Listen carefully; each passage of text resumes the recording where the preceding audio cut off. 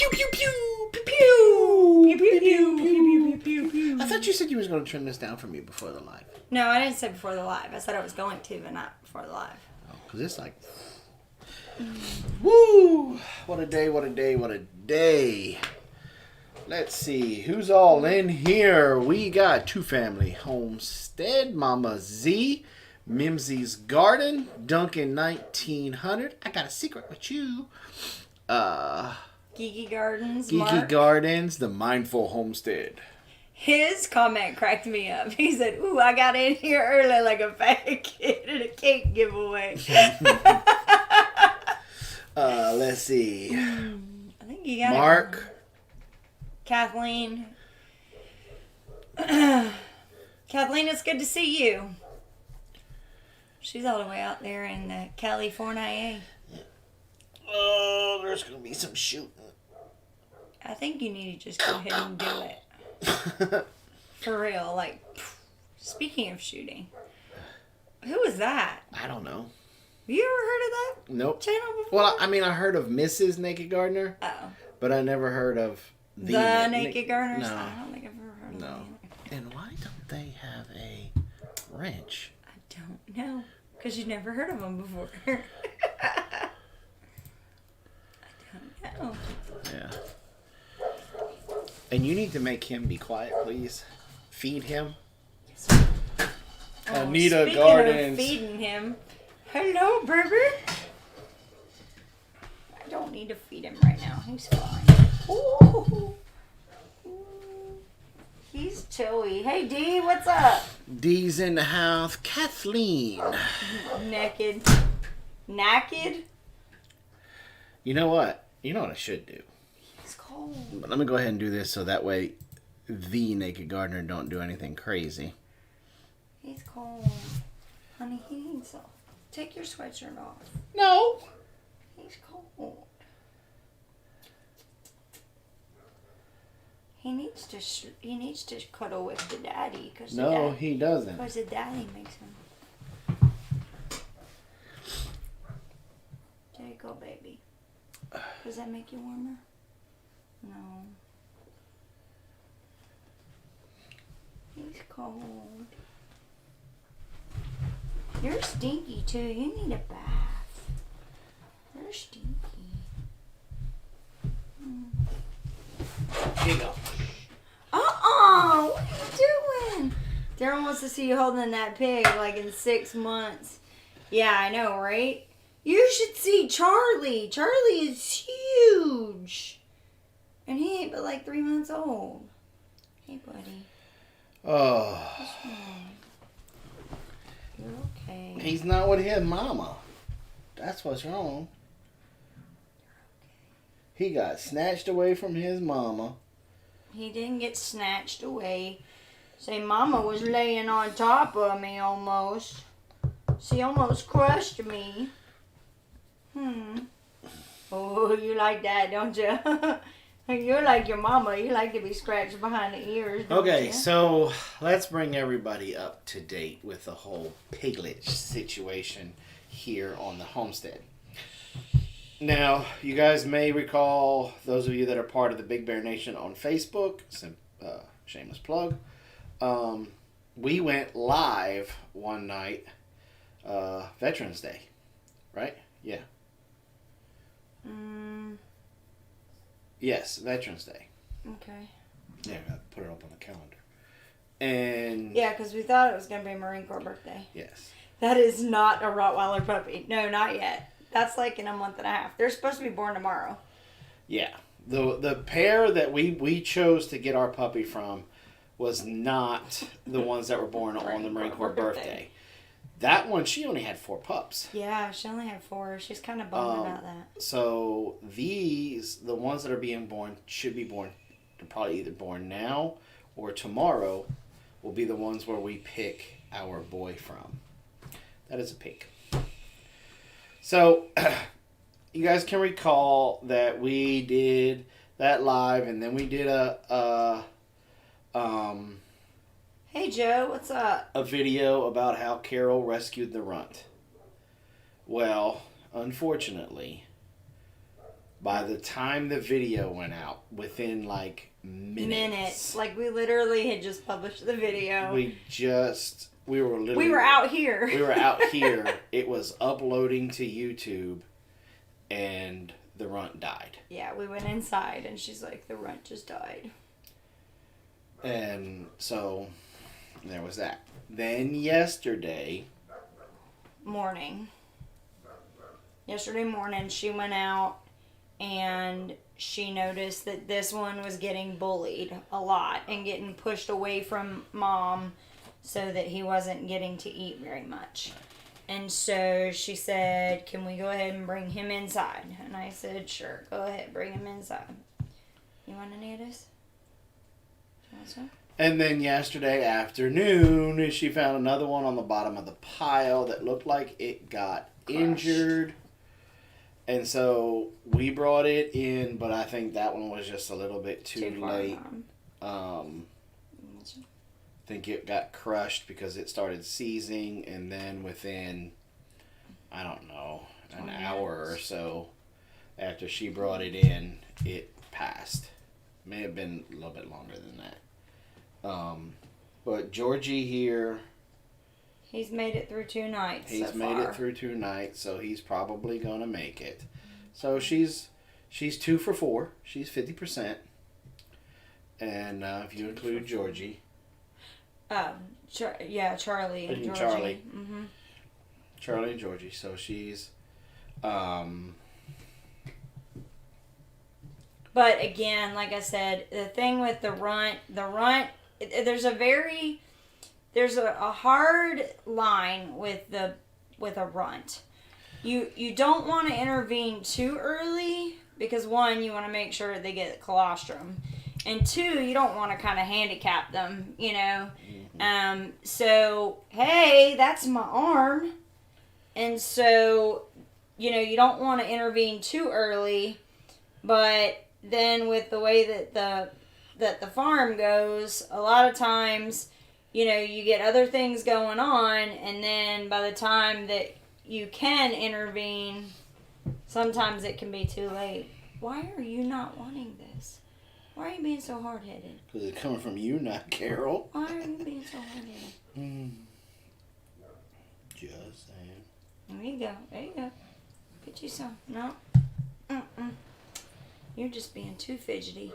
So anyway, then the one that she brought in, really at the end of the day, that one was more about a quality of life kind of thing. She was pretty sure he was going to die anyway, but wanted to bring him, or her, it was a little girl, bring her in because she could tell she was in pain. Mm-hmm. And so what she did is she tried to keep her warm because she was really cold. We thought she was going to pull through. Yeah, she tried to keep her warm, but every time she tried getting... Anytime you touched it, it would... Yeah, it would freak out. How many total bacon seeds do we have now? So we started out with 16. One was a stillborn. Then we lost a runt. And then we lost the other, so we're at 13. 13 plus the 8 that we had. Right. Or that we have. Is it 8 or 9? No, 8. 8. That we have from... What is her name? Huh? The Leia and Pinky, I think, is what she called them. Pinkies. So. Yeah. So, between the two of them. So, we've got 21 total. Come on down. We have a special deal. Oh, now you're going to go to sleep, huh? He loves, for some reason, he really likes putting his head in the crook of an arm. Mm-hmm. There's got to be something about the texture or maybe the pulse or something. Because earlier this morning, if you guys are following us on Instagram, you'll see this morning Jason got stuck with Piglet duty while everybody went outside. Jason didn't have an option. Ladessa pulled up. That's what I'm saying. Ladessa just flopped it in the crook of my arm and took off out of the house. Yeah. Yeah, so... That was the thing, is like, he didn't really have a choice. He kind of got stuck he got stuck with Piglet duty. So he It was not cool. yeah, it was. No, it wasn't. Look, I had somebody on there say something about how you were just getting ready for the puppy. You're just practicing. Although they'll be a little bit bigger than this by the time we get the puppy. I wish they would be ready to take by next weekend. Though Charlie's batch is. Yeah, Charlie's batch is. The litter that Charlie is a part of, they're weaned, so they're good to go. But I mean, that's how we're able to have Charlie out by himself, because he's literally in a tractor right now. Which was the best thing Charlie the guard pig. Yep. That we were able to come up with. That was such a brilliant idea of mine. To recycle it and use it for that, absolutely. Have I had a chance to hunt yet? Well, I popped a squirrel today. It's very inhumane. Dessa and I are talking about going out tomorrow. Her going out. There is no talking about. You're going tomorrow. I'm telling you this right now. Because she has made it very clear that you are going hunting tomorrow. So I am not going to be a part of you not doing that. So you better figure it out. I'm just saying. She was so funny with that airsoft, with that pellet gun this afternoon. She like cranked that sucker up and put the pellets back in. It was funny. So, but Dessa and I will go out tomorrow. I'll try to live stream it. We got that thing that hooks to the Joby now. Did she get her turtle yet? Not yet. We're waiting on the lights. And we're trying to be proactive about this instead of reactive. We know we can get the turtles anytime, or tortoises anytime. We want to make sure that she has everything built and ready to go so that when they get there, that she'll have everything ready. But I mean, we learned, well, you joined a bunch. Facebook is good for one thing, in my opinion. Information, like the groups. When you get to network inside a group and really get people that truly are there not for drama, but for sharing information. Like, there are plenty of groups I'm involved in where it's literally about whoever created the group and just, being a part of that person's group. But then there's other groups where hey, come over and help me do my chores.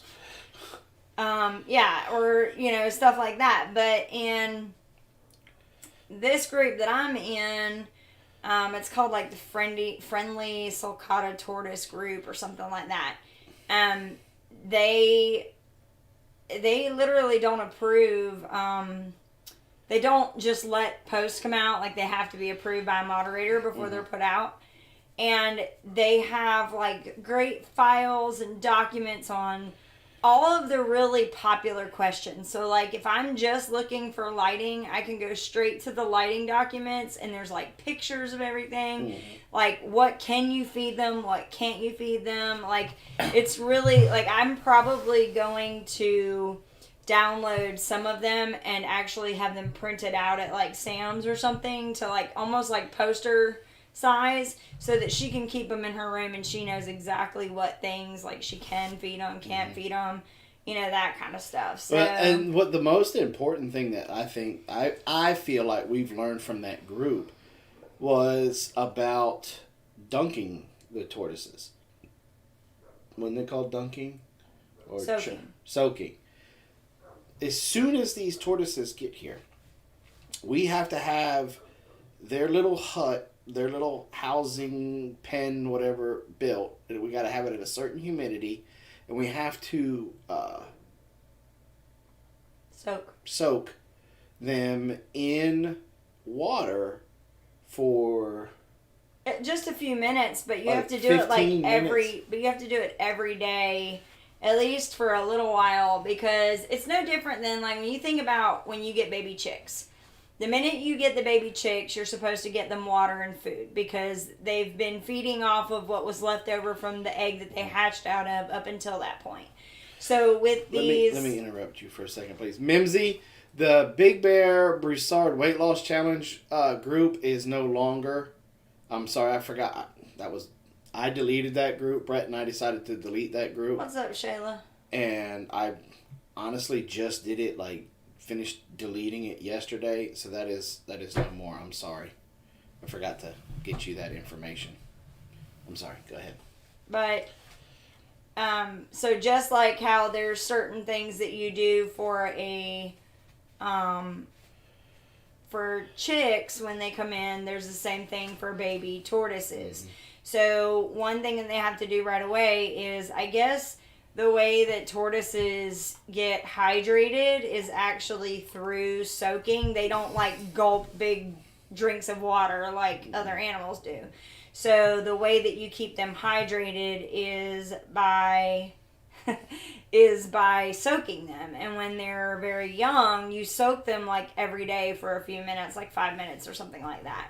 And so that was one of the big things that we learned, is that we have to make sure that the temperature, just like how you do with chicks, you want to make sure the temperature is the right temperature, humidity is the right thing, and then have everything set up. And the thing is because it's such an investment, I don't want something that we didn't do our due diligence on to cause us to lose those tortoises. Yeah, there was a lot more to this than just ordering the tortoises. And in ordering the tortoises, that was a thing. Yeah, that's a thing. No different than, and you know what? That's something I'm going to get on my soapbox about that. I would love for you to, just for a minute. You've got to be the lowest of the low when it comes to the scumbag meter. If you are going to scam people when it comes to puppies or any type of pet, because most of the time these pets, especially tortoises and stuff like that, they're going to children. And you have to be the bottom rung of a scumbag. When other scumbags take a poop, it lands on your head. That's how low you are by trying to run a scam on people that are out there trying to buy puppies or tortoises or bunnies or whatever stuff that kids are guinea pigs, stuff like that is utterly disgusting to me. Mm-hmm. We started learning about it when we started looking for a new Roddy. But in the tortoise world, it's worse than the puppy world. And thank goodness for our subscribers, because one of our subscribers reached out to me and said, hey, look at him trying to...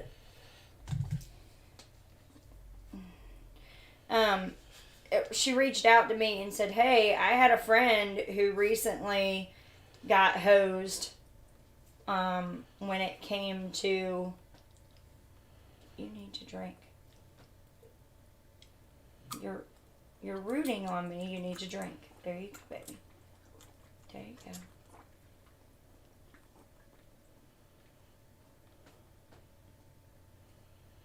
Look at that tongue curl around that bottom. So. But anyway, she reached out to me and said, hey, I had a friend who recently got one of these. You really need to check with her. I'll put you in touch with them. And sure enough, this person was more than willing to help me. I mean, that's how we found the Facebook group. And that's how I found the Facebook group. Yeah.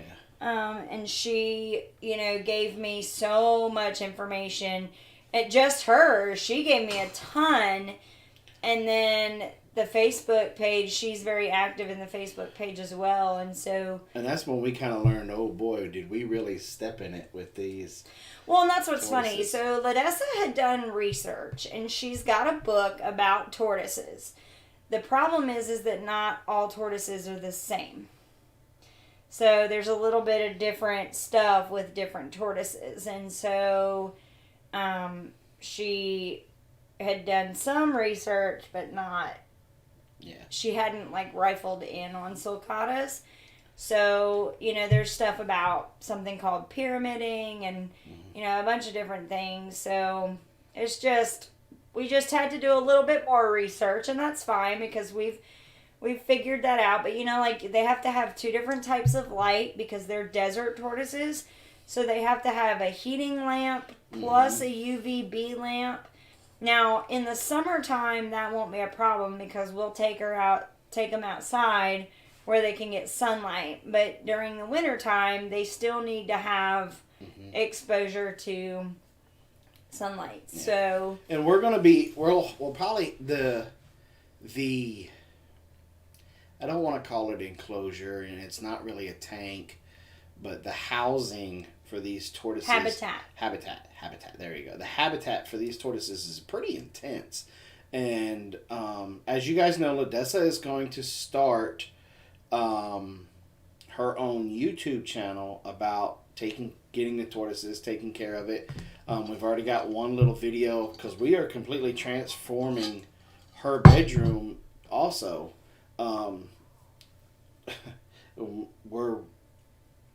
We have to put a thin layer of drywall mud across all of her walls right now because the old paint was this weird elastic type paint that it ended up pulling the paper, and so I got to put this thin layer of mud on, and I'm teaching Ladessa and Carol both how to put drywall mud on. And then we're going to sand it, and then thank goodness for Sydney from the Naked Gardener.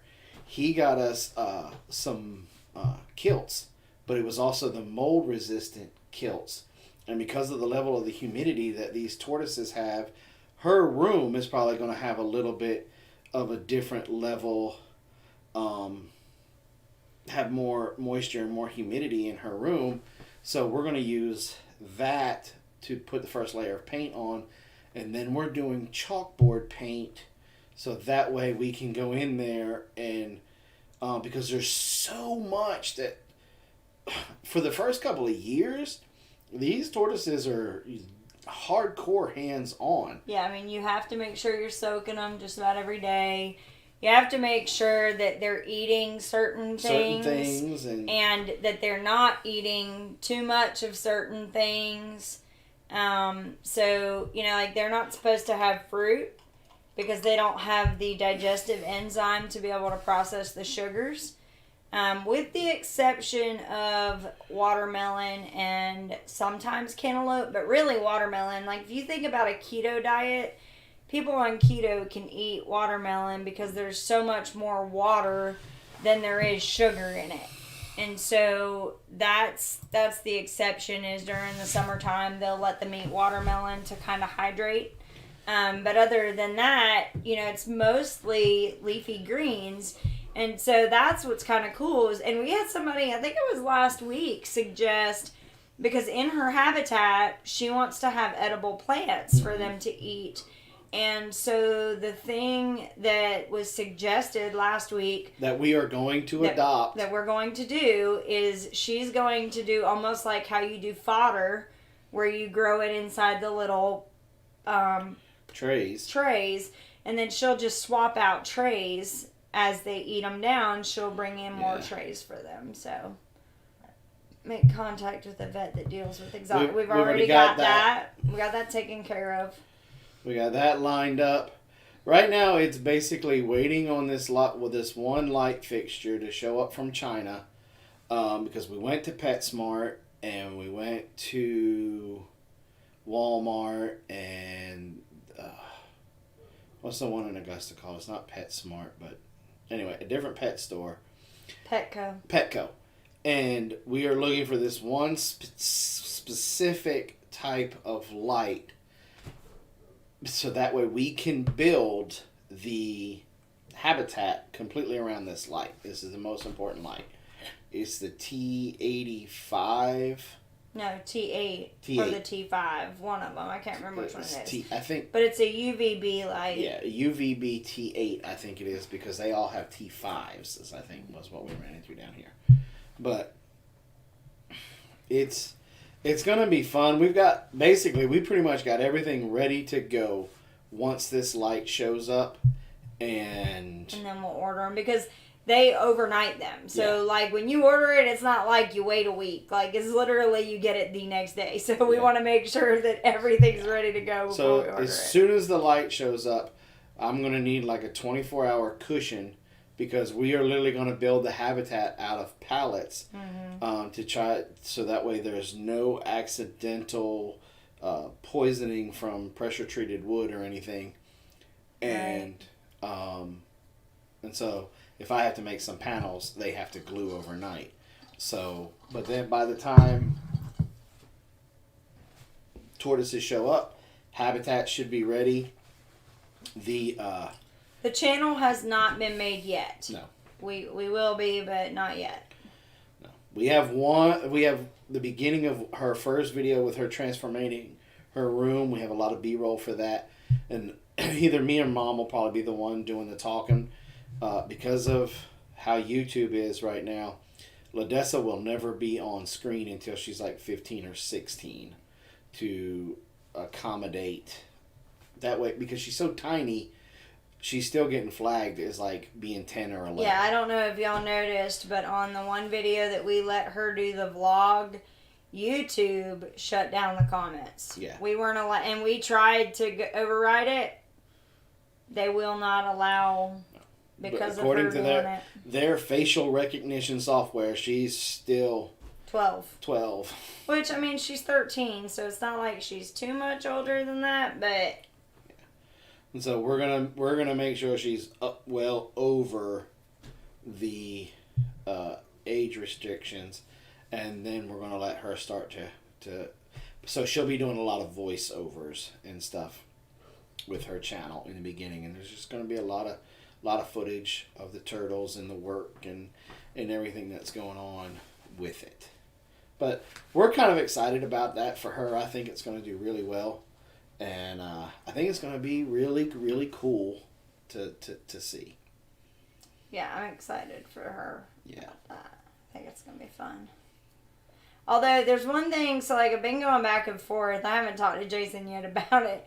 But one of the things I keep reading back and forth, and if anybody has any experience on the tortoises, one thing I've read, it's a little bit different. I guess when there's two of them raised together, it's not a big deal. But supposedly they're solitary animals. So getting the two, I'm a little like... we're just going to have to really pay attention to them and make sure they're not, like, bullying on each other. Like, they actually like each other. And that's the thing about the Facebook group is it's kind of, like, 50-50. Some people are like, yeah, I have two. They've been together forever. They love each other. And then I have others that are like, yeah, keep an eye on that because you might end up with a dead tortoise. So we got to keep... Well, that was one of the things that we did say, that we were going to make this habitat big enough, one on one side and one on the other. Yeah. So, yeah, I know she's looking forward to it. What you getting all excited about? I guess he got a little jelly because we quit talking about him. Do you want some more food? Is that what it is? Do you want some more food?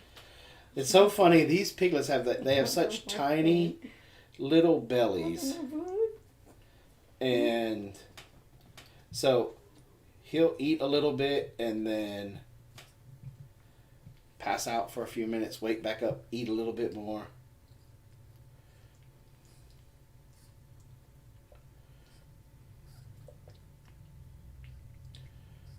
Now, I don't know if you guys can actually see, but you look at Robin's thumb.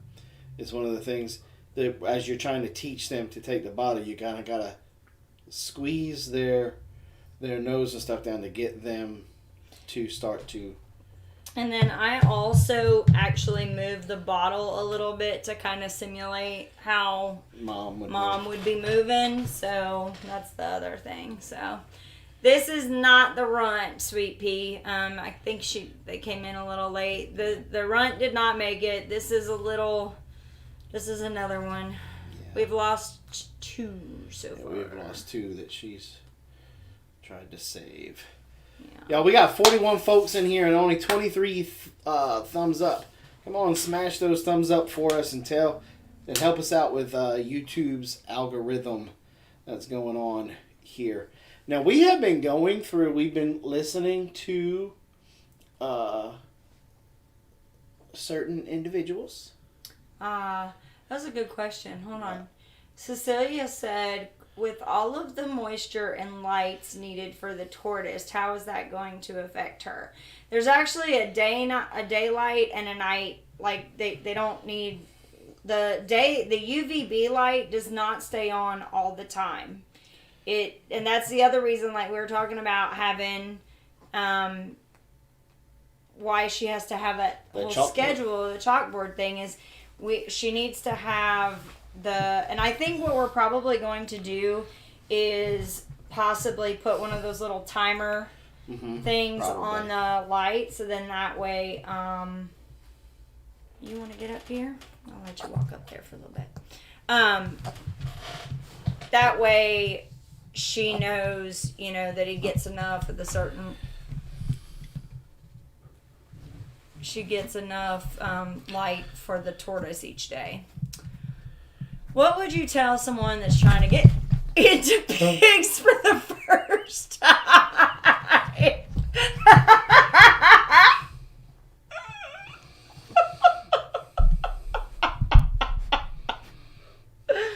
What was your mistake on raising pigs for the first time? Okay, so one thing I would tell people is... having a little girl that has the heart that Carol does. The first thing I would tell people about pigs is do your due diligence. No, it almost fell off the desk. Yeah, don't drop the pig. The first thing I would say is do your due diligence on the breed that you want. Talked to people that you know that have raised pigs that can kind of point you in the right direction of what kind of breed is good. And don't be sold on doing purebreds only, because some of the best pigs we've had has always been a cross. Well, even this one, okay, so he looks like a full-on Hampshire, but his parents are his dad is a Berkshire, the solid black, and his mama is Hampshire. So he's a Berkshire-Hampshire cross, which is actually good too. Some of your best breeds that are crossbreeds are crossbred for a reason. Mm-hmm. So we have a Hampshire and a Berkshire cross with that one. The Hampshire is that white that goes down his legs. That's a typical Hampshire look. But what I would say is make sure that you, if you're going to start with pigs, I would always start from this age. Yep. I would not start with even a 150-pound pig. I would start with what they call a wiener, Weaner. Don't ever Google that either. Pig. Yeah, don't ever Google raising that, because you'd be surprised what you come up with. So anyway, I would recommend you get them from this age, because you can train them up on electric fencing easier when they're this age. Well, not this age, but like 6 or 8 weeks. Like the ones from Pinky are going to be gathered up. They're going to go inside the tractor. Now, I'm going to be doing a video on that, because that was pretty stinking brilliant on my part. Yes. And so then that way we can start to train them on the electric fencing. We'll start with electric netting, and then we will move to the smart fence with them when they get larger in size. Yeah. So I would get them at this age, or at weaning age, and I would start training them on electric fencing, but I would do it behind physical fencing. Like, I would make sure that you have a physical barrier and then an electric barrier inside that physical barrier. That way, if they break out of the electric, you're not chasing pigs. Yeah, because sometimes a pig, when he gets zapped or gets scared, he tends to run forward. They can run through it. Yeah. Run forward, not backward. Here, take him. I think he wants some more stuff. And so I would recommend that you start with a young age and you start right away with training them on electric fencing. Well, if you go get one that's like 8 weeks old, that's a weaner, I would definitely put them in this movable tractor that we have. And then... Well, that gets them used to the confinement. And that gets them used to moving. And then I'm gonna fabricate a door that you can leave open with that tractor.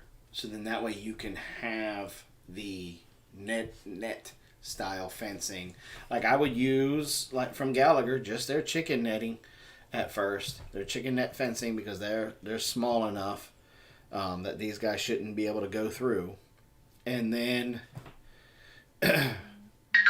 from that, once they get up in larger size, because they will recognize it and learn to stay away from it, then you can start to switch them from and put the smart fence on the inside, because then you're going down to one wire as they get larger. Right. And then train them on that. And whammo, then they can clear any spot on your homestead that you want them to. Right. Yeah, that's the thing I was going to say is with piglets or with pigs in general, if you find a breed that is fairly good at foraging, I think you would do better off because one, you're not going to have as much feed invested in feed. And as you're moving them around, you won't have to, pour a whole lot of grain or anything, or even slop. You'll be able to, do a lot. Hey, come get him, and this needs to be warmed up. It's not warm anymore. It's cold. So that's why he's not drinking anymore. Yeah. Bye, Georgie. Yeah. What would we do differently? The Naked Gardener asked. What would we do differently the first time raising them? Well, our very first time, we actually got... We should have learned more about pigs and the identification process. When we first got started in our homesteading journey, we believe people. We tend to believe people before verifying. We blindly trusted people. And so when somebody told us that these were pigs that we could raise, we believed them. We didn't have an idea of what pigs were supposed to cost or what cows were supposed to cost or anything like that, point of reference. So... Because you have to remember, when we started, there was no YouTube. I mean, we were the very first homesteading channel on YouTube. And so there was nobody else to be able to go and be able to network with. Yeah, we didn't have the groups that we have now. Yeah. And wow. If we would have had the resources that are available today, man, we would have a lot more change in our pocket. We've had some pretty expensive... I'll give you a good example. We knew enough to be dangerous. We got a cow. Our very first cow was a full-blooded Holstein. So we were getting bukus of milk from her. And we learned right away how to preserve, to freeze it, to make butter. We got that down pretty quick. Well, then you can only milk them for a certain period of time before they have to be bred again and, to keep up the milk. Well, we didn't have a bull. We didn't have room for a bull. So we found out that a Jersey Holstein cross is like the ideal, especially for a homestead cow. So we knew people who could get a hold of cattle. And so we had a friend, and he was like, I can get you a Jersey bull. And we're like, cool. And he's like, now it's going to be a young bull, so you'll have to wait for him to kind of grow up. But, in order to get him here and for what you can afford, you're going to have to kind of wait. So we're like, okay, that's fine. So we get him here, and he grows, well, not here. Hi, Megan. She's still a heifer. I'm just saying. So we get the bull there, and he's kind of small. And good night, Brenda. Y'all be careful. Stay safe. And we get the bull there, and we wait, and we wait. And we wait, and then he finally gets to the age when he's ready to breed. And we're like,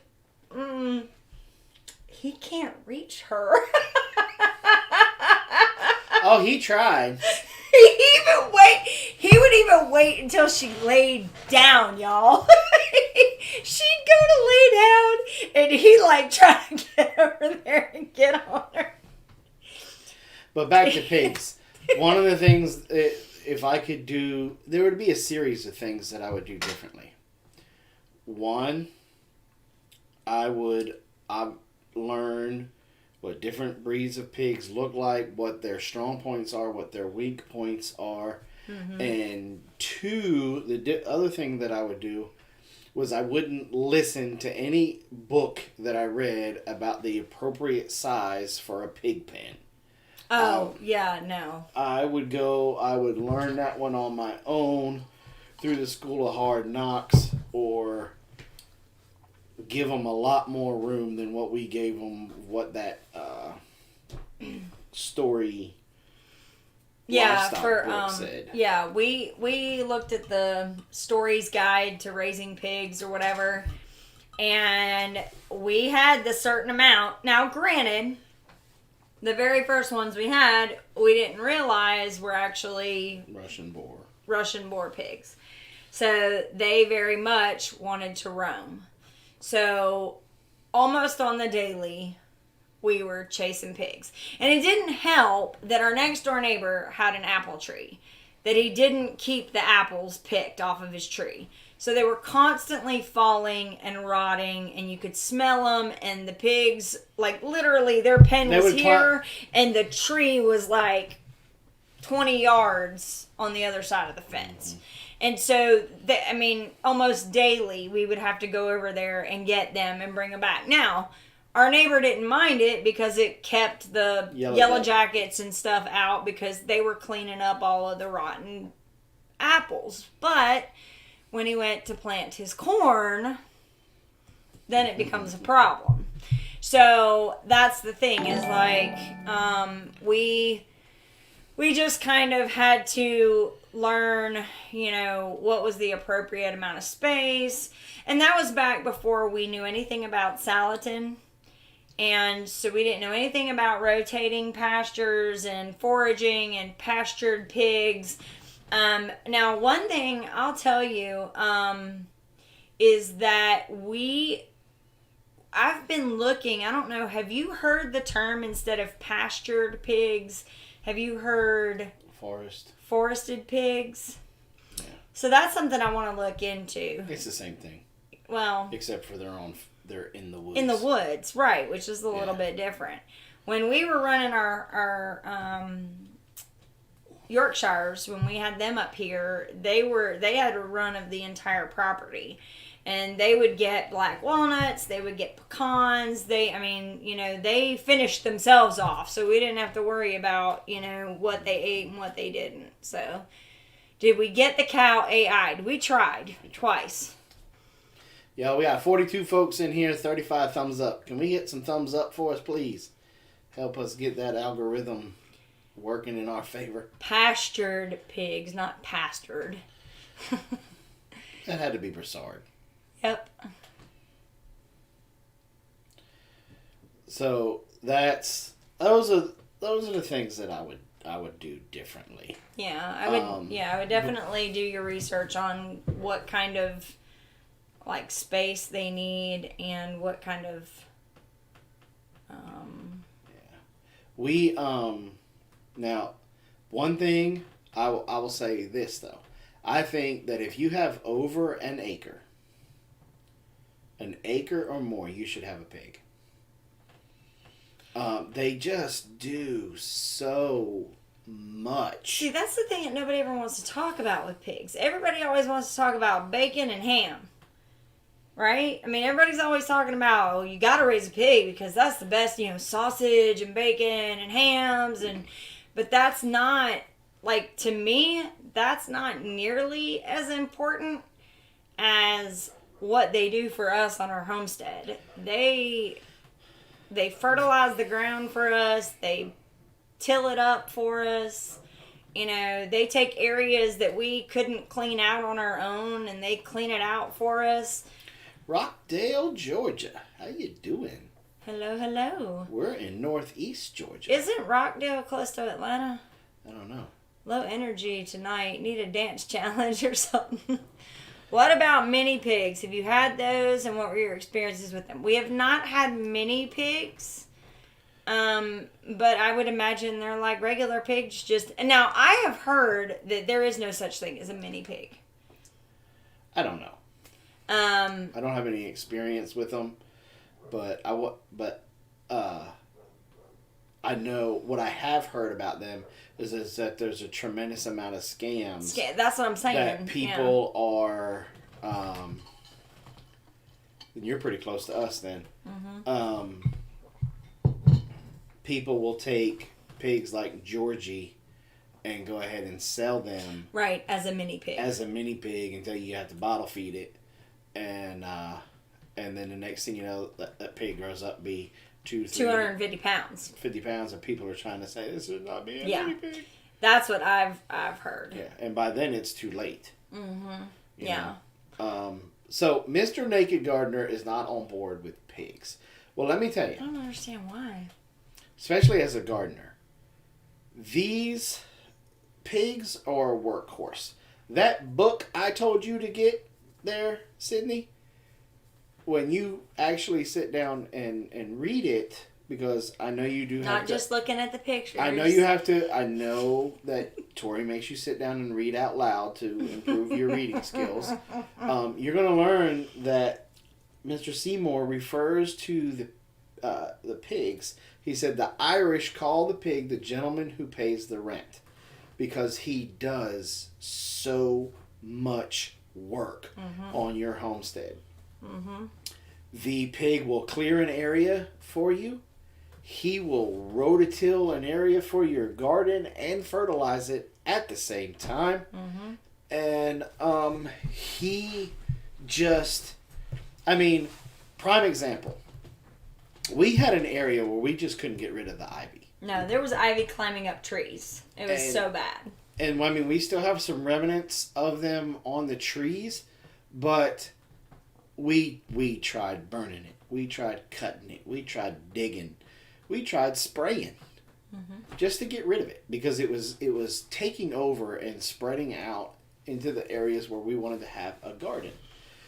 And it wasn't until we put the pigs in that spot and they rooted that stuff up and must have ate the root balls and everything from the ivy, that pigs been off of it a year and no more ivy. Our big garden this winter, what's going on, Pete? This winter, the pig tractor will go over the area where we're going, because we're going to be expanding our garden. Mm-hmm. There's a lot of acorns in that area, a lot of pecans. Mm-hmm. And so they're going to go in there and they're going to rototill it up. Plus, when the pigs were there, the guinea hogs were there the first time, we realized, they must have had a chicken house here, or this driveway must have been here because there's a lot of crush and run in there. They picked up a lot of rocks. So they showed up a lot of rocks for us, and so anytime that a child misbehaves on the property, they have to give me a 5-gallon bucket full of rocks. And then which returns we put on the driveway, but that's neither here nor there.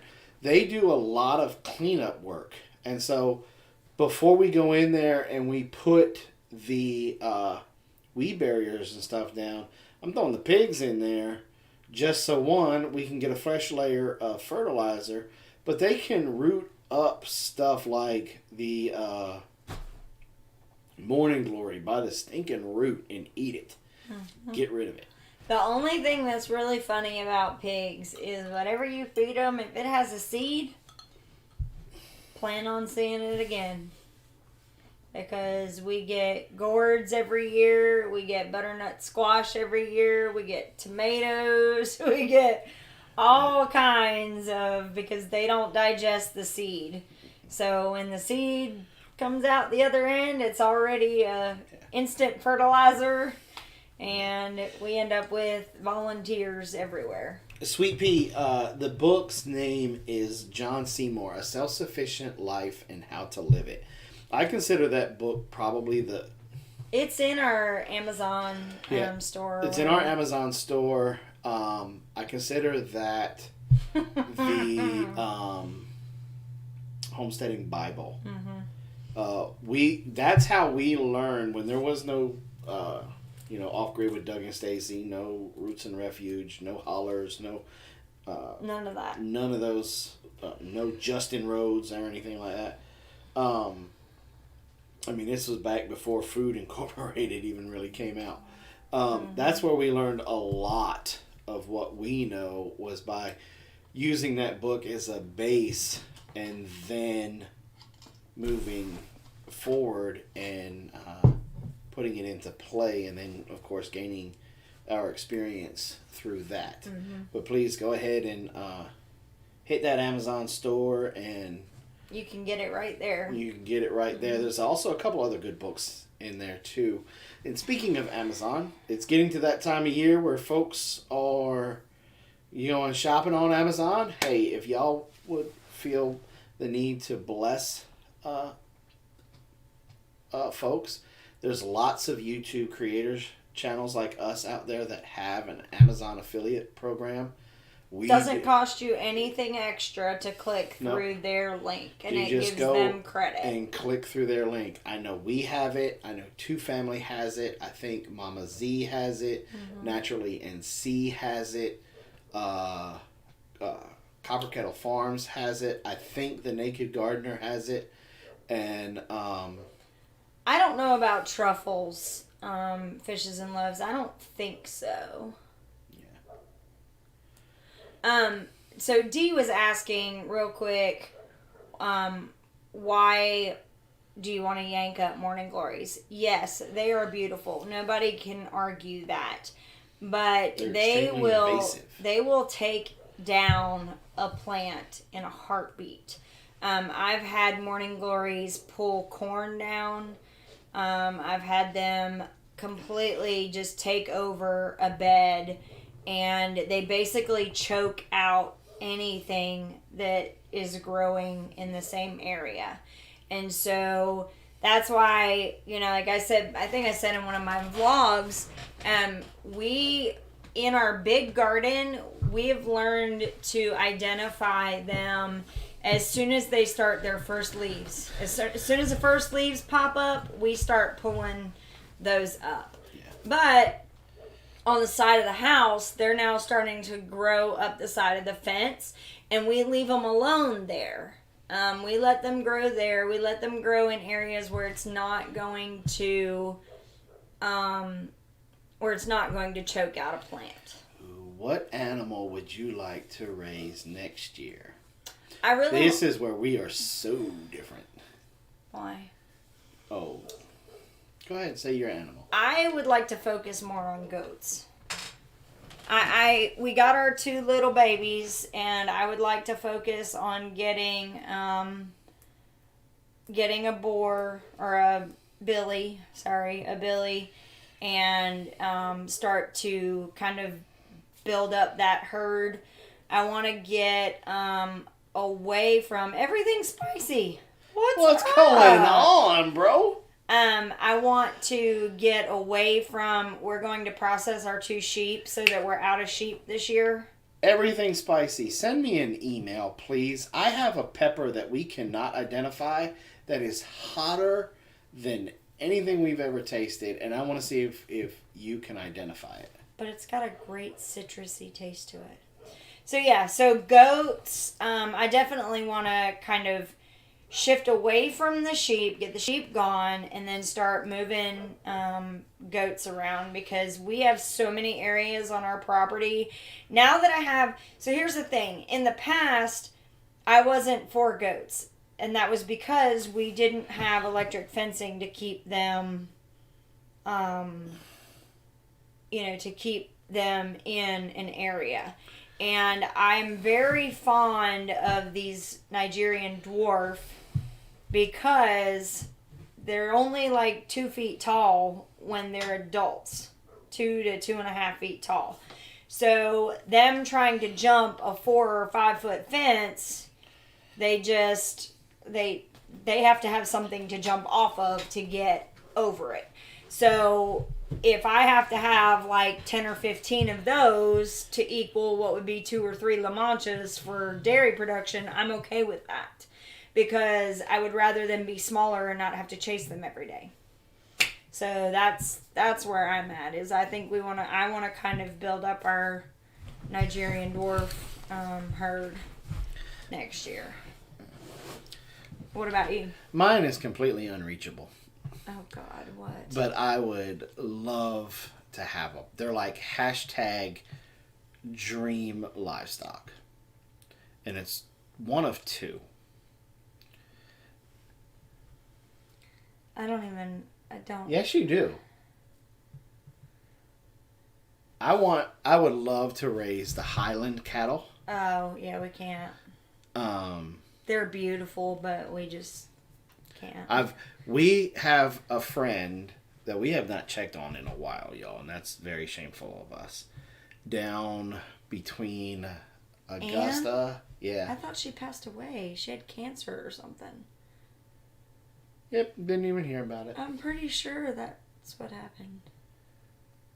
'Cause that was a long time ago. It was like, we've been up here 7 years. Yeah. Anyway, she raised Highland cattle. She had Highland cattle, and that's when I fell in love with them. They were so majestic to me because they were just like, and they had the long braided hide, and it was just, that's why I fell in love with them then. And yes, it is too hot. Yeah. And then the other one, buffalo. Oh. And now we know they raise buffalo over in Carolina, in South Carolina. So we know that we can raise buffalo here. I just can't afford to buy them. But yeah, I'd love to get some buffalo just so I can keep them out there and I wouldn't even intense graze them. I just let them have the run wherever they want. Wherever they wanted to, and then I would hunt them on my own property. Yep. That's hilarious. I would let the bull get up to a certain spot. I would put my war paint on. Have my chief feathers. Oh my gosh, that's hilarious. But yeah. Let's see. Oh, a horse with a bow and arrow. But see, from my understanding, the buffalo are also great at protecting your place. That once they deem that place theirs. Oh, yeah, and that would be my thing. Is like I wouldn't want them just for the sheer fact that they might get aggressive or territorial. I wouldn't have to worry about that big bobcat I got back there no more. I wouldn't have to worry about coyotes. Fishes and Low says, just take a nice trip to a state park. Nothing to see here, just taking a buffalo back to Georgia. Okay, dances with wolves. just think it would be cool. Because, see, I've eaten bison, and I absolutely it's very tasty. love it. Love it. Just like another thing, if I could get away with it, kangaroo. I ate kangaroo during an operation in Australia. Oh, again, that has been like the best wild meat I've ever eaten was kangaroo. Farmer Brad says, I always wanted to train guardian possums. I ain't got use for a possum. No. You know. And you get soccer cleats. Have Darren bring one over for you. Oh, don't think I ain't gonna twist his arm to get him to bring some kangaroo meat. Well, how you gonna do that? Unless he makes it like jerky. I'm okay with that. See, that's what I want. Beefalo, yes, I've heard of it. They cross a buffalo and a cow. Well, believe it or not, we've got a chef that we're very close friends with, and he's going to come up and help us do the charcuterie. He took some of our beef and some of our pork, and he made the burger. And on the inside was our pork. And man, that I'm excited. Phenomenal. He's coming up here in a few weeks, and we're gonna process the charcuterie brothers. Yeah. And wow, my neighbor had to spend $150,000 on fencing, and he only had 6 bison. I'm not spending $150,000 on fencing, so there goes bison. But yeah, he's coming up in December sometime. And he is Cherokee? No. Yes. Not Cherokee. Well, which one is he? But he's Native American. He's Cherokee. No, he's not. Okay. Slave for a day? I'm pretty sure I will bet you slave for a day on this one. Yeah, well, you're going to bet me after you No, ask I'll bet you slave for a day. He's not Cherokee. I think he posted about him being Cherokee.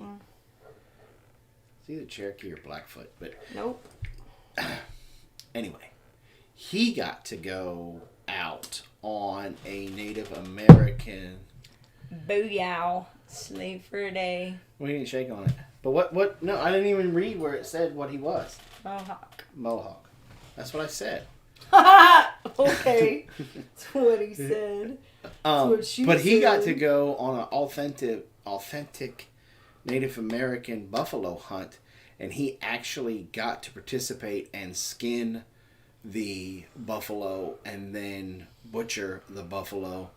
And there were some pictures you could actually... I mean, he was in tears when he was doing it because he was so emotionally charged. And he said he felt like he actually got to go back into his Native American heritage by doing this. Isn't your anniversary coming up? Yes, it is. The 23rd. 10 days from yesterday. Yep. I missed something. We have a couple bison farmers. The cat that did not like the video. If you're getting a kangaroo, mate, then you gotta get an emu. So, if that means this is gonna be what, 16? Still 15. We've been together 16. Okay, so this is our 15th anniversary. Are we going to do anything? No, we're broke. We will. We'll be together. We'll be doing that. Oh, my back hurts. No, we not. Hey there, everyone. I've been listening. I've heard that Nigerian goats are harder to milk due to the small... yes and no. I mean, it's not like milking a cow, obviously. But we have friends... Well, cattywampus, they raise them, and they don't have any problem Our true with it. friends, cattywampus. I'm thinking of selling... Unlike people who just come and eat out of my garden. I'm thinking of selling small sliced loofah sponge for $3 to $5 each with a twine loop and a cute label. It depends on how big you're talking, because you're saying a small slice. I would say if you're gonna do $3 to $5, it needs to be at least about that big. You'd probably need it to be at least about 6 inches, because for one, it's becoming more like maybe 5 or 6 years ago. It might have been better to do it at that price. But see, Robin hosed you. But she has overpopulated the planet with loofah gourds. And so now nobody can sell loofahs. We've gotten death threats from people who had soap businesses that used to put loofahs with it, because Robin has just overdone the world with loofahs. But what I would say is, and that's another thing to keep in mind. If you're at a market and nobody's selling them, then you do have the novelty niche. But one thing I would say is maybe find something to go with it, and not just sell the loofah by itself. But see, that's where I would go with it, Brad. I think I would approach somebody who's a soap maker, a soaper, or something like that, and I would try to sell wholesale to them. That's exactly what I would do. Like your friendly neighborhood Big Bear, so that way she doesn't have to grow her own anymore. I'm growing plenty of my own. So that's something I wanted to bring up real quick. No, time out. Everybody keeps saying Etsy, Etsy, Etsy, Etsy. If you are selling goods, don't sell it on Etsy. You don't. You don't need to. They take such a huge chunk. The amount of money that they take, you could reach out and contact Copper Kettle Farms. She builds websites. She does all that kind of stuff for a living. And get her to build you a site. An e-commerce site. An e-commerce site. And you can then, you're not paying somebody else to sell your stuff. And she can set it up so the SEOs are there and all of that. Mm-hmm. A lot of people come back at me when I say this, and they're like, well, I won't get as much traffic as I would on Etsy. That's not true. That's not necessarily true, because we've never been on Etsy, and we still sell a lot of our products. And here's the thing. There are people selling the exact same cutting board that I'm selling on Etsy, but they're selling it for $80 and $90 to try to make the $60, right. They're $65 trying to make back the fee that I'm selling them for. Right. Just like I tell people, if you hear about something, like for instance, somebody was bringing up my salve, if you contact me and say, hey, I want to buy some of your salve, I sell it at one price because it's cheaper if I just do friends and family, we just like as if we were exchanging cash. Mm-hmm. But if you go through the website, then I have to pay a fee, because PayPal takes their bit. And Copper Kettle can hook all of that up for y'all. I'm telling you. She can. She don't know yet, but she fitting to be doing it for us. Just to take it off my plate. Yeah. So, one thing I was going to say real quick, with all the stuff that I make, I find that there are like subsequent things that happen or that are there are uses for it. The salve that I made for pain, it has calendula and plantain in it. And this week, Carol and I both, within a couple of days of each other, we both burned ourselves on the griddle on the oven or on the stovetop. And it was a 2nd-degree burn. And it started to kind of, what's the word when it blistered. It started to blister. And so I went ahead and put it on there knowing that the calendula and the plantain are good for skin. And so I put that on there and it's almost completely healed. I've got 2 little pieces left that are still trying to heal, but it's not only taking the pain part of it away, but it's also helping the skin to heal pretty well. So that's cool. Lavender oil is good for burns. It is, but I'm going to tell you, I tried using the lavender oil. It didn't do nearly as well as the stuff that I'm talking about. Lavender does do well for burns, but this has calendula, plantain, and CBD oil in it as well. So. All right, so we're going to go ahead and start to wind this wind this live stream up because we've been on for an hour and 15 minutes. Our live streams, it's going to be the same time, Saturday, 8 p.m. Eastern Standard Time. But next week, you guys are going to see something totally different. We were going to try and pull it off tonight, but we just couldn't get all the duckies in a row. And we are going to do our live streams like that from now on. So I think you guys are going to like it. We're going to be adding a few things. We got this cool software, streaming software, and we are going to put it to work. Mm-hmm. So y'all prepare for that.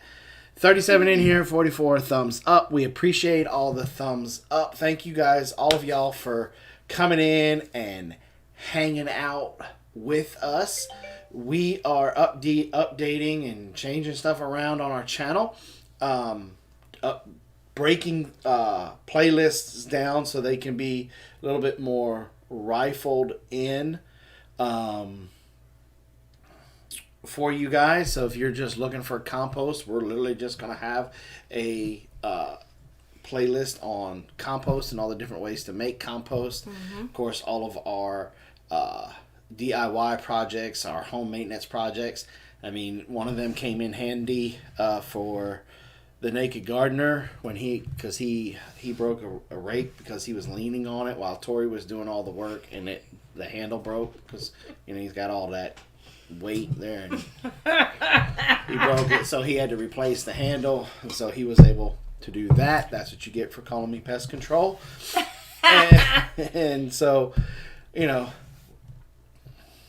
guys, I hope you guys have been enjoying the vlogs. We're trying really hard to get that right. Tori can't spell work. Wow.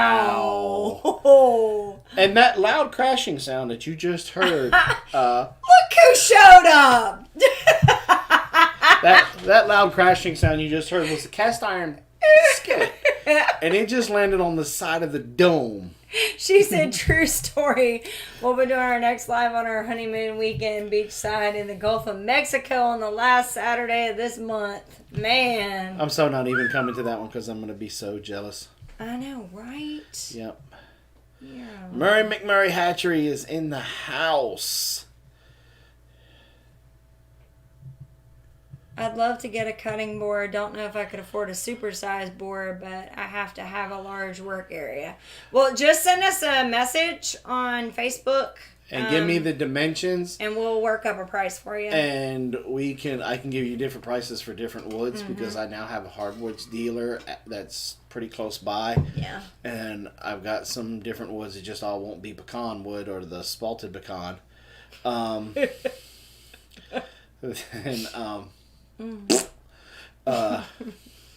We can get you pricing, is what he's saying. Yeah. So McMurray, what is going on? Have you seen all the pictures of their catalog that they're putting together? They're getting ready to start sending out. No. I am so excited. There are so many things that I have decided that I'm going to try. Everybody's asking earlier about what we want to try next year. One thing I want to do, I've been doing research on, is I want to do pekin ducks next year. Just saying. I have decided I want to do pecans. So we'll definitely be talking to Ginger about that. Oh, and this just in. McMurray Hatchery no longer does pekin ducks. Actually, they do. And also, they are doing quail, y'all. Yes, check that out. They are doing an assorted quail this year. So definitely, and I know there have been a couple of people make some comments about they have to do 30. Now, if you've ever seen quail chicks before, they're literally like this big. So they have to have that many. They don't sell pecans duck at Tractor Supply. Yeah, they do. No, yeah, they do. Yeah, they do. Uh-uh. Yeah, they do. So they have quail this year. So definitely, if you're interested in doing quail, check them out because they're not only just doing the Japanese Caturnix, it's like an assorted group. So they're like, I'm really Yeah, I totally have pecans. So they have pecan ducks, but so they do eggs, but they're also really good for meat. There is an excellent video I saw the other day. Yes, by our friend, the Fit Farmer. Yeah, our friend, Fit Farmer. He went up to Polyface, and they did some butchering up there, and it is an excellent. It's like 30 or 40 minutes long, but it is excellent if you're thinking about raising ducks and wanting to know how to process them and all that. So pecans, quail. There was something else that she's. Well, look, I'm gonna stand on every mountaintop I can and tell everybody how great the turkeys are that come from Murray McMurray. Why? What do you mean, why? Why are you going to tell them that? Because their turkeys are awesome. They are super strong and healthy. What do you mean, why? I was just wondering if there was some specific reason. But yeah, the turkeys have been amazing. We butchered our first turkey from Murray that came from Murray McMurray. Mm-hmm. Well, we did, 3, 4? Mm-hmm. And I can't wait to eat it. Yeah. Well, we want to do the broad-breasted whites next year because yes. we did the bronze this year, but we want to do the whites next year. I think we got one gobbler, we got one Jake left, and like 2 or 3. I think it's 2 boys and 2 girls left. Well, then honestly. One of the boys is gonna go in the freezer. Yeah. So I think we're gonna keep them because I love turkey eggs. Yeah, they're huge. They fry up so good. Yeah, they're huge. So that's the thing is I want to do, and then there was some new chickens that they have. I think this year I want to do just all around Polish, or well, not Polish. They call them top hats, and that's what I want. I want top hats. My back is already hurting because I know I got to build another coop now. That's all I want is top hats next year. Just saying.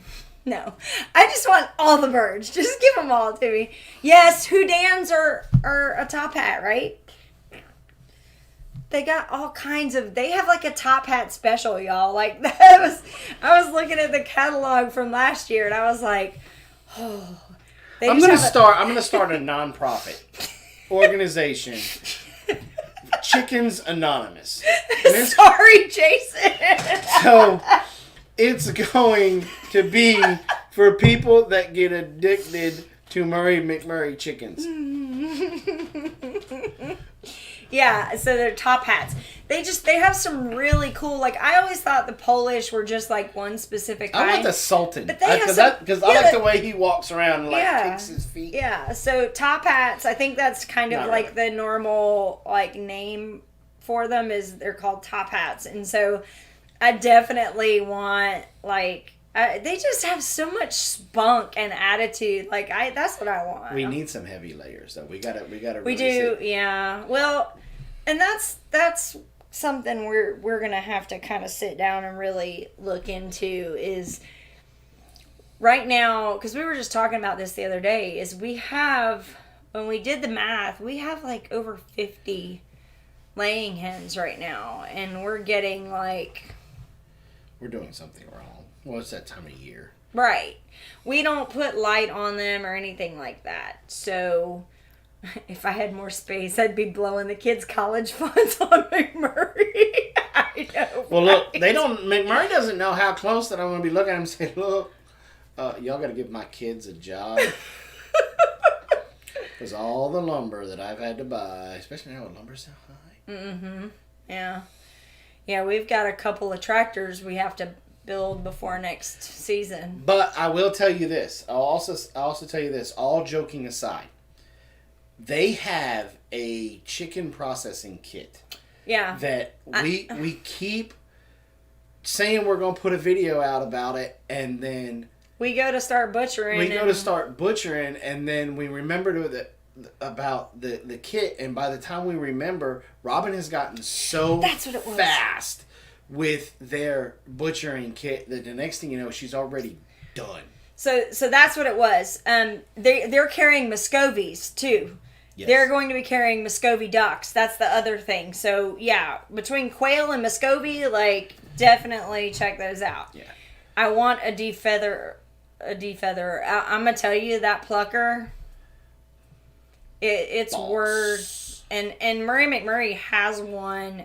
It's the same brand as what we have. I think it's just a smaller. It's a step down. Yeah, it's a step down from the one that we have, but it is a boss. That plucker that we have did the turkeys like that, does the chickens like that, and it's phenomenal. Mm-hmm. But that butchering kit they got with the lung scraper and the pin feather remover, and it has the fillet knife and the poultry shears. Yes. The poultry shears are amazing. I can cut straight through the leg with that. Yeah. The easy plucker. Yeah. It is, we love that thing. But the lung scraper, like when you're first starting out, if you don't, you're not used to getting everything out, there are a lot of times you'll forget to get the lungs because they're all up in that rib cage. And so that lung, in the business. And so that lung scraper really helps to like pull all that out. And it also is very helpful if you have the females, they have all those little ova in there, and that can kind of, a lot of times gets kind of stuck on the bone. And so the deluxe butchering kit, did you get the full kit with the book? No, we did not. No, we just got, it was like 4 pieces of... We got the lung scraper, the pen feather, the shears, and the... boning knife. It wasn't even and that was one thing is I think we wanted to look into the kill, because there's a kill knife or something like that, or whatever it is. There was a different knife, I think, that we didn't get. Well, and let me tell you something about the boning knife. Now, we all know mostly 99% of the knives come from China anymore. Yeah. But this knife, for some reason, it keeps its edge, and I'm able to run it across the stone a couple of times after 50-some chickens, and it comes right back to it, and Robin's slicing right back through it through butter. We basically we're pacing ourselves right now, and we're doing 10 to 15 chickens. Not tomorrow. He doesn't know that yet. A weekend. It's getting too cold. We have to start really just doing it, because... And that knife, for her to make the slices, and take the feet off, she takes the feet off with it, she takes the... and then she cuts the... I don't know all she does, I ain't paying attention. I take the knife, I get both legs very easily, it goes right through it. With the neck side, I use the shears. It cuts straight through the neck, no problem. And then I take the knife and cut to get into eviscerate, and it slices it right open. It's not a problem. And that's the other thing too, is once you get in a rhythm and you know what tool to use when, you're not putting excess wear and tear on the knife. So that's the other thing, is when you learn to really cut at the right spot on the leg, then you're not trying to saw through tendons, and things like that. So. Because when the knife first showed up, I was like, oh. Because it reminded me a lot of a skinning knife that I used to get from the trapping supply company. And that thing would not keep an edge. Hey, Ethan. No matter what we would do. What's up, Ethan? It just wouldn't keep an edge. But I am thoroughly impressed on this one. Yeah, it does a really good job. It keeps a really good edge, and you can, and like I said, run it across that. I think I run it across 10 times on each side, and then I hit it with the steel to bring all the fingers back together, and she's good to go. Yeah, I think it's the boning knife, Sherry. I'm pretty sure that's which one it is. The big thing to me has to be the poultry shears are you could probably cut your finger off with them. They're really sharp and they're really strong. And the idea that I can cut straight through the neck bone and it doesn't even, I don't have to push down on it or anything. It does everything that I need it to do. And I think Carol even uses it when she's trying to dress, like whenever we quarter them and start doing that, I think she cuts up the breastbone with it. And it works amazing. And he hasn't sharpened that at all. And that's the one that we use a lot to cut through some of those bigger bones. So the boning knife is the longer one. It's a pretty long blade. Yeah, it's the boning knife because we didn't get the kill knife. Yeah. And that's what was funny is when we first used it, we were like, it wasn't the greatest at first because we were thinking it was the kill knife. So Jason was using it to do the killing, and he's like, this isn't really doing what I need it to do. Maybe I need to put a sharper edge on it. And as soon as he put a sharper edge on it, I have to fight him for the knife. Like, we had talked about ordering a separate, a separate one. If you want to make a great fillet knife, I will send you some pieces of bandsaw blades from the mill. Yeah, so those knives, and that's the thing about, we were talking about making a video for it. One, we're getting so fast that stopping to do that, we forget to do it. And then the second part is that, YouTube is so sensitive about what you show and what you don't show. It's kind of hard to show how effective those things are without showing you blood and guts. And so it's kind of difficult to do that. So, yeah, they were back ordered due to COVID. Yeah, we never really worried about it. We just use what we get. I mean, I just used my old butchering kit, the boning knife. Your old knife from from a fish kit. But yeah, so definitely check out McMurray. They've got their when's the catalog coming out? Around Christmas is what she was saying. It's in print right now. There's actually a really cool, I can't remember, Ginger, is it on Facebook or is it on Instagram? She showed, she went to the actual place where they're printing it. And, you can see it going through all the different, how a newspaper Aren't you going to be in it? I think so. It's printed. I think she's got a quote or something with us in there, So, I had to submit some stuff, so I haven't seen, Instagram has it. Yeah. But, it is really cool because you can see it going up and down all the conveyor belts and everything. So yes, we're in the catalog yet. So that's exciting. You're famous. That's exciting. So Kathleen, have a good night. Thank you.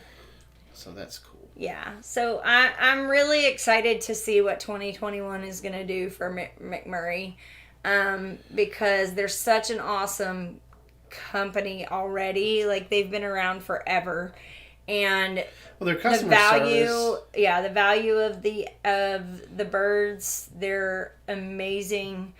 They're always healthy. Everyone that we've gotten has always been vibrant, and we haven't lost a single bird from them that wasn't our fault. It was our fault if we lost one. Yeah, it wasn't. We lost a couple of turkeys because we moved them out too early, and we had a cold snap, and it got them.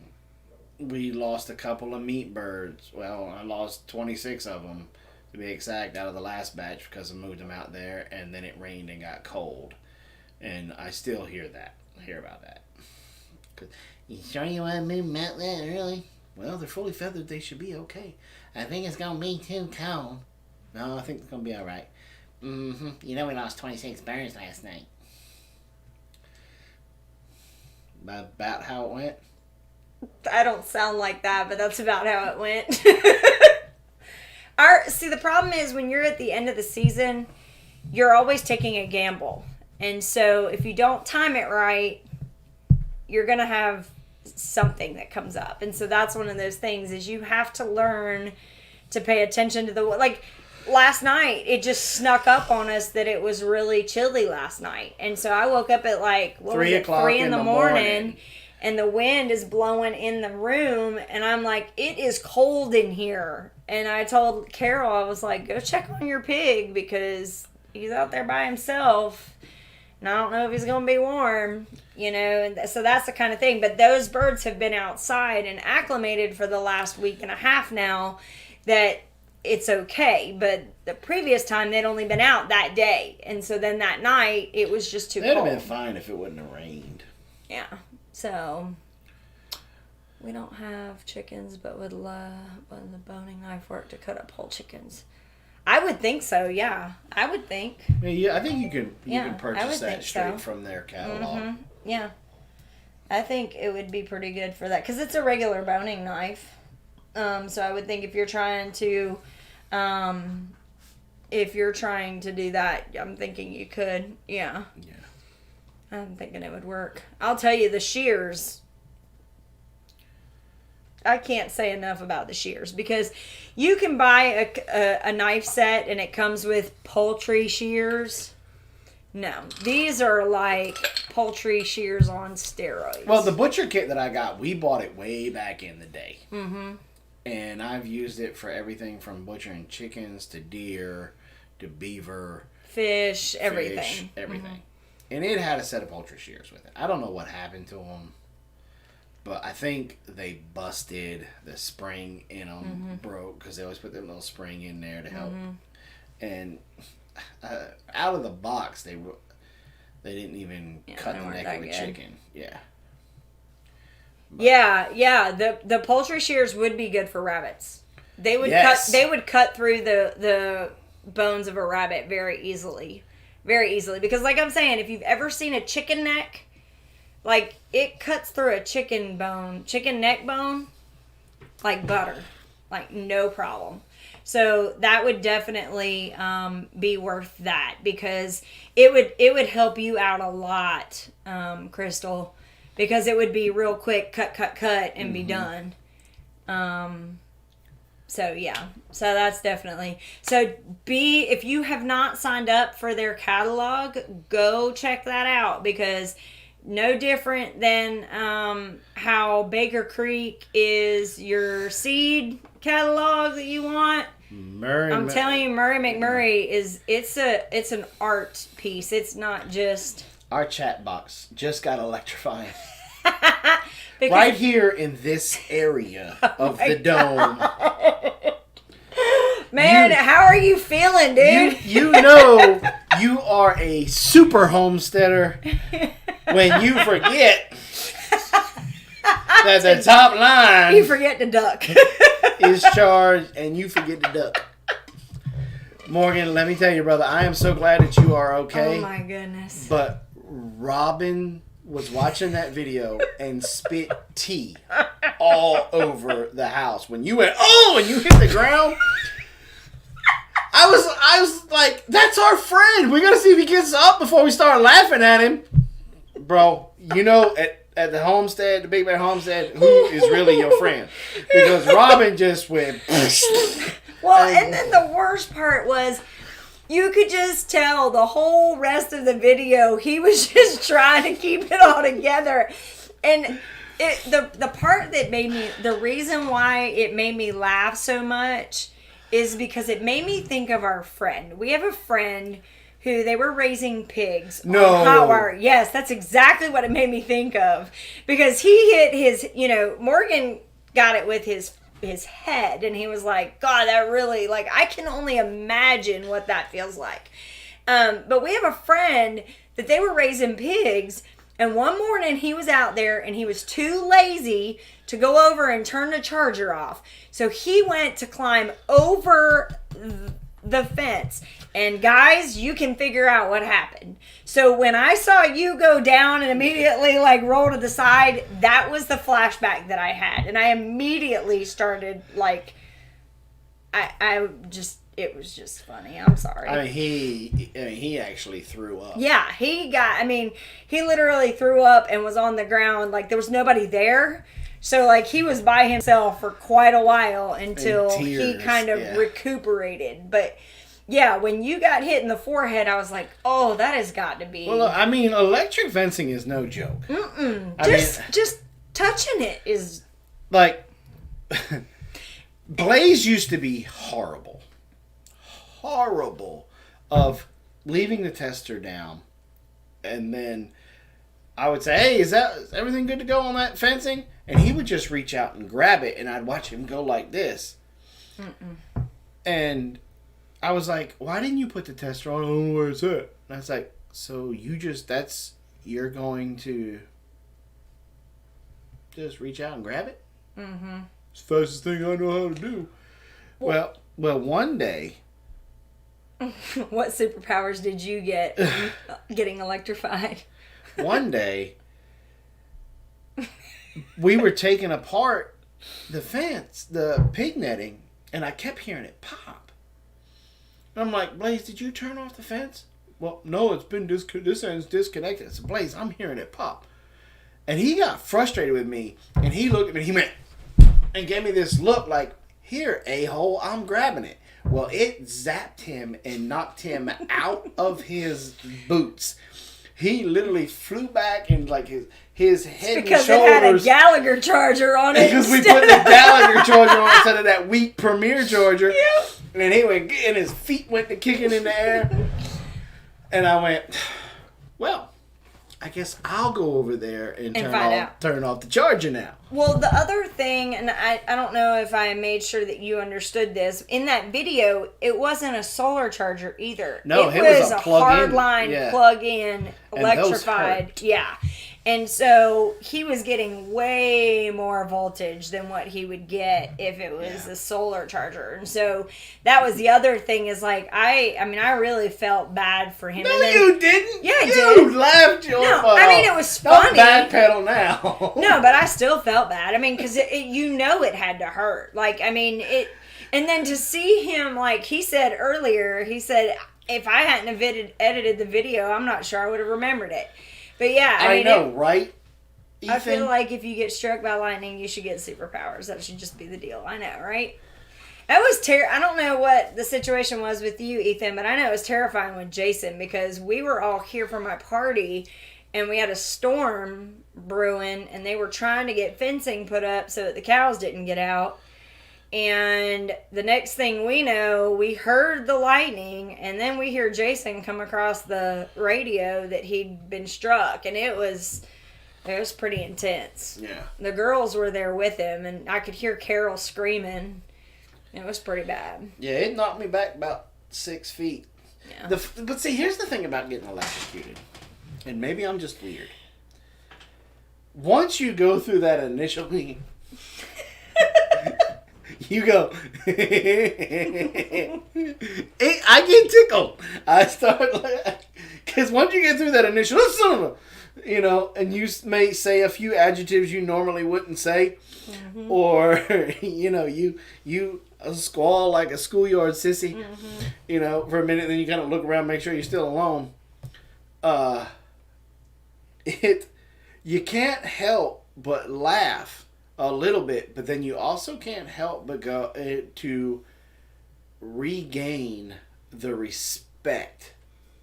Oh, absolutely. And the thing with yours was it wasn't a direct, like, zap you. It traveled down through. No, it hit the fence. Yeah, and hit the fence and traveled down the fence. And what was crazy is Carol even said that she could, like, see it coming down the line and hear it. And yeah, Carol did. She had to get Jason in the truck to bring him back up to the house. She didn't have to get me in the truck.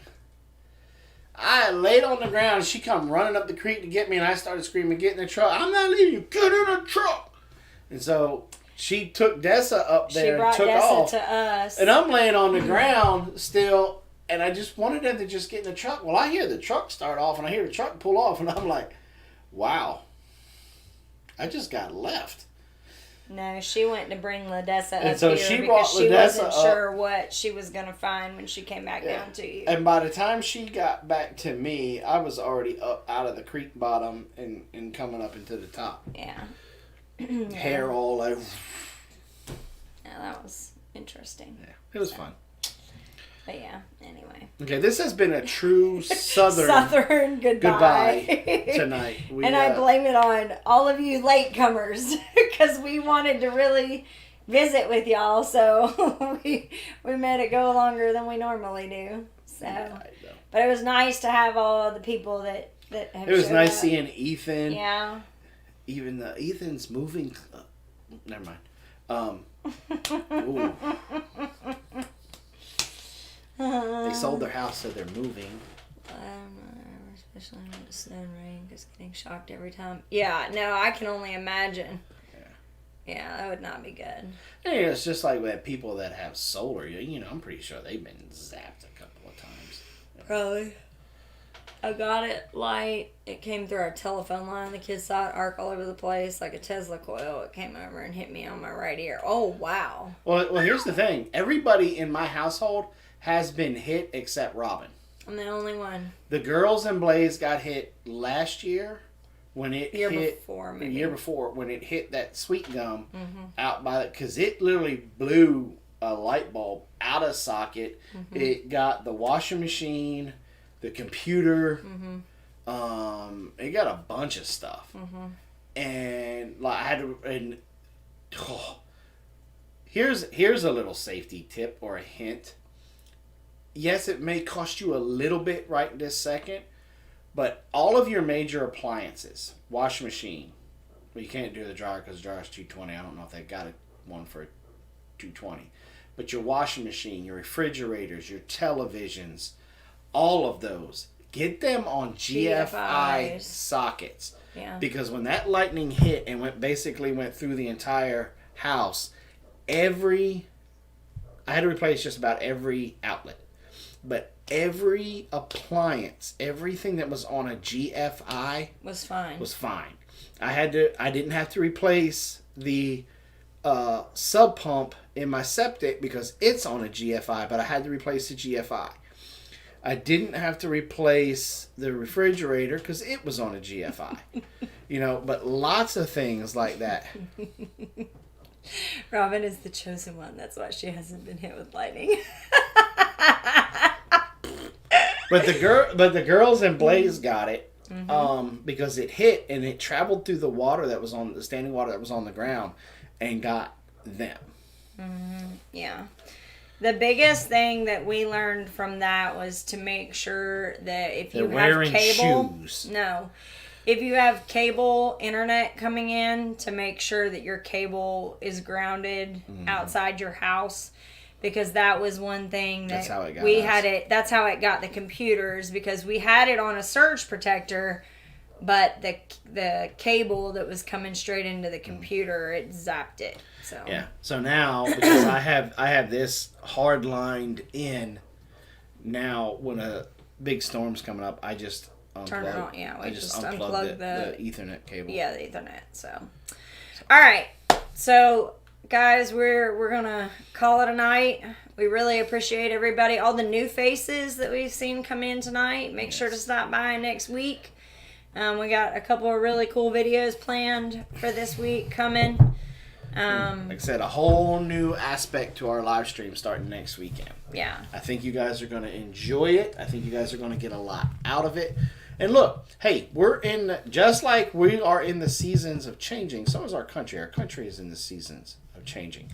And so, good, bad, or indifferent, we are America, and we should still love one another. That's all I'm going to say about that. So, thank you guys for coming in, hanging out with us for almost 2 hours. Thank you, McMurray, for coming in tonight. Don't forget to go order their catalog. Yes. So that way you guys can get all of the awesome birds and processing equipment that you guys need for your homestead. Don't forget to go ahead and order your Baker Creek catalog too, because it's getting ready to come out. I know some people have already gotten theirs. I think our mail person is holding ours again until she's done looking at it. But it is what it is. What can we do? But there's that. Yep. So, you guys, this is kind of like the downtime a little bit. You get to start working on construction projects. Y'all just be safe out there. And remember, from Robin and us, we remind you to plant smiles. Grow giggles. And harvest the love, baby, yeah. You always make me laugh. Recycle, reuse, repurpose, keep stuff out of the landfill. Give our wildlife a chance and be kind to one another. Till then, we'll see you guys next time. Goodbye, y'all. God bless. Good night.